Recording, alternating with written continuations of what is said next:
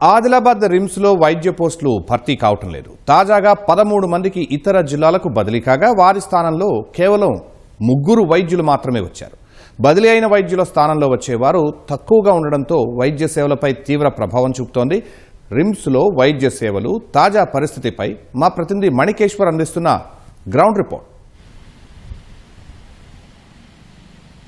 Sharma, okay, ఆదిలాబాద్లోని ప్రభుత్వ వైద్య కళాశాల రిమ్స్ అనారోగ్యంతో కునారిల్లుతుంది. వాస్తవంగా ఇది వినడానికి కొంత ఆశ్చర్యమా వేయకమానది, కానీ నిజంగా నమ్మి తీరాల్సిందే.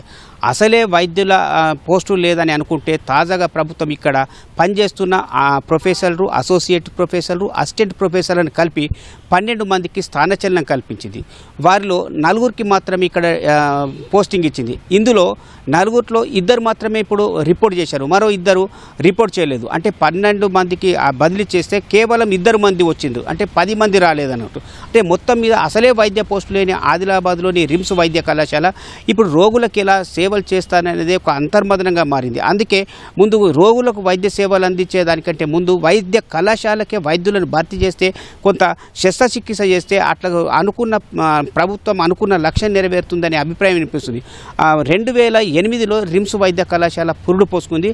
అప్పుడు ప్రభుత్వ అట్లాగే కాంట్రాక్టు ప్రాతిపదికగా తీసుకుంటే 218 మంది పోస్టులను ప్రభుత్వం మంజూరు చేసింది. అందులో రెగ్యులర్గా ఇప్పటి వరకు ఇవాళ రోజు వరకు పరిగణలోకి తీసుకుంటే 20 మంది రెగ్యులర్లు, కాంట్రాక్టుల 58 మంది, అంటే కలిపి 78 మంది మాత్రమే రెగ్యులర్గా పనిచేస్తున్న రెగ్యులర్ వైద్యులు కలిపి రెగ్యులరు అట్లాగే కాంట్రాక్ట్ ప్రాతిపదికన కలిపి 78 మంది పనిచేస్తుంటే 140 వేకెన్సీలు అంటే ఖాళీలు భర్తీ కాకుండా ఉన్నాయి. అంటే దీన్ని బట్టే చూసుకోవాలా ఆదిలాబాద్లోని రిమ్స్ వైద్య కళాశాలకు ఎంతమంది వైద్యులు అవసరం ఉన్నారని తేలుతుంది.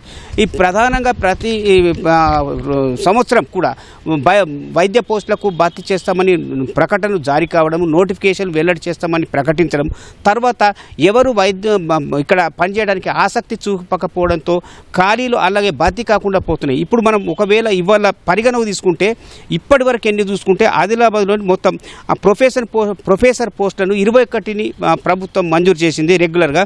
ఇందులో రెగ్యులర్గా పనిచేస్తున్న వాళ్ళు కేవలం 5, అట్లాగే కాంట్రాక్టు 1 పనిచేస్తున్నారు. అంటే మిగతా 15 పోస్టులు ప్రొఫెసర్ ఖాళీలు ఉన్నాయి. అట్లాగే అసోసియేట్ ప్రొఫెసర్లను కనుక పరిగణలోకి తీసుకుంటే 30 పోస్టులను ప్రభుత్వం మంజూరు చేసింది. ఇందులో కేవలం 4 మాత్రమే రెగ్యులర్ ఉంటే 3 కాంట్రాక్టు ప్రాతిపదికన 23 పోస్టులు భర్తీ కాలేదు. అట్లాగే అసిస్టెంట్ ప్రొఫెసర్లను పరిగణలోకి తీసుకుంటే 50 పోస్టులను ప్రభుత్వం మంజూరు ఇచ్చింది. ఇందులో రెగ్యులర్ ఒక్కరంటే ఒకరు పనిచేయడం లేదు. 36 మంది కాంట్రాక్టు ప్రాతిపదికన పనిచేస్తుంటే 14 మంది పోస్టులు ఇంకా భర్తీ కాలేదు. అట్లాగే అసిస్టెంట్ ప్రొఫెసర్ అనే కాంట్రాక్టు ప్రాతిపదికన ప్రభుత్వం 50 పోస్టులను భర్తీ చేసింది. అంటే ఇందులో రెగ్యులర్ అనే మాటే ఉండదు. ఇందులో కాంట్రాక్టు ప్రాతిపదికన మంజూరు చేసిన వాటిలో కూడా కేవలం 36 మంది వైద్యులు పనిచేస్తుంటే మరో 14 మంది ఖాళీలు ఉన్నాయి.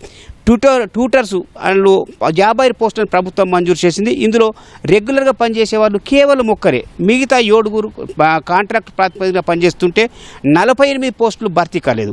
ఇక ట్యూటర్స్ కాంట్రాక్ట్ ప్రాతిపదికన ప్రభుత్వం 20 పోస్టులను మంజూరు ఇచ్చింది. ఇందులో రెగ్యులర్ అనే మాటే ప్రసక్తి రాదు.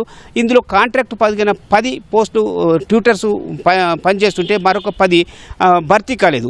మొత్తం మీద 218 కాంట్రాక్టు అట్లాగే రెగ్యులర్గా పోస్టులను పరిగణ తీసుకుంటే 20 మంది ట్యూటర్లు అట్లాగే వైద్యులు కలిపితే రెగ్యులర్గా ప్రాతిపదికన పనిచేస్తున్నారు. మరో 58 మంది కాంట్రాక్ట్ ప్రాతిపదికన పనిచేస్తుంటే ఇంకా 140 పోస్టులు భర్తీ కాలేదు. అంటే దాదాపు 2008 సంవత్సరాల నుంచి ఇవాళటి వరకు చూసుకుంటే ఇట్లానే పరిస్థితి కొనసాగుతుంది.